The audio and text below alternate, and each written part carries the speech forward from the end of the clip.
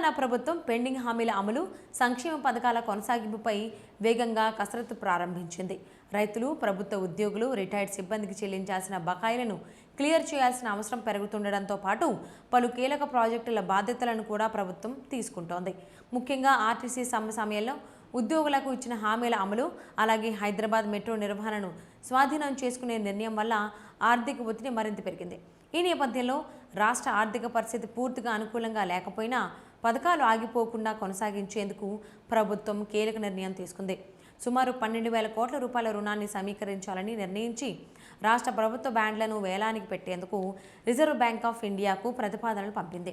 ఈ బాండ్ల ద్వారా సమకూరే నిధులను 6 నుంచి 25 సంవత్సరాల వ్యవధిలో తిరిగి చెల్లించే విధంగా ప్రణాళిక రూపొందించింది. వడ్డీ రేటు సుమారు 7% నుంచి 7.5% మధ్యలో ఉండేలా ప్రభుత్వం లక్ష్యంగా పెట్టుకుంది.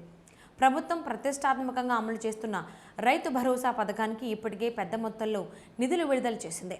మొదటి విడతలో 3,446.94 కోట్ల రూపాయలు సుమారు 68.89 లక్షల మంది రైతులకు జమ చేయగా, రెండో విడతలో 2,206.06 కోట్ల రూపాయలు 45.11 లక్షల మందికి రైతుల ఖాతాల్లో జమ చేసింది.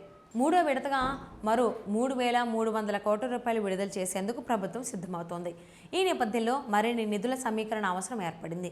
ఇక రిటైర్డ్ ఉద్యోగులకు చెల్లించాల్సిన బకాయిలు దాదాపు 6,200 కోట్ల రూపాయల వరకు ఉన్నట్లు అంచనా. అదేవిధంగా ఆర్టీసీ సంస్థకు నిధులు సమకూర్చడం, ఇతర అభివృద్ధి కార్యక్రమాలతో కొనసాగించడం కోసం కూడా భారీగా డబ్బు అవసరం ఉంది.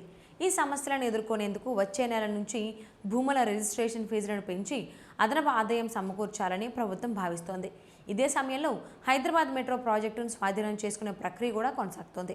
ఇందులో భాగంగా హైదరాబాద్ మెట్రోపాలిటన్ డెవలప్మెంట్ అథారిటీ ద్వారా కొంత నిధులు సమకూర్చగా మిగతా మొత్తాన్ని రుణాల రూపంలో సమీకరించున్నారు.